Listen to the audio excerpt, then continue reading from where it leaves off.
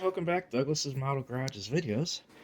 And I seen a 24-hour group build, noon to noon, in your time zone on Facebook. So I figured I would join in. I'm going to do this little Toyota Carnina ED Auto Pasti. And then what I've been working on for a couple days is this Hardee's Oldsmobile stock car right here, Kale Yardbros. This is where I'm at right now with it, and there's the paint right there.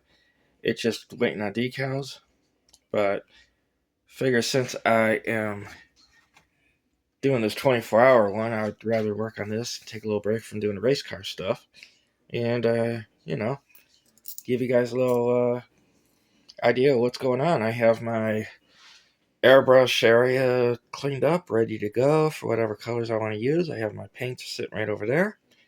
Don't know what color yet, but I'm sure it's going to come out cool.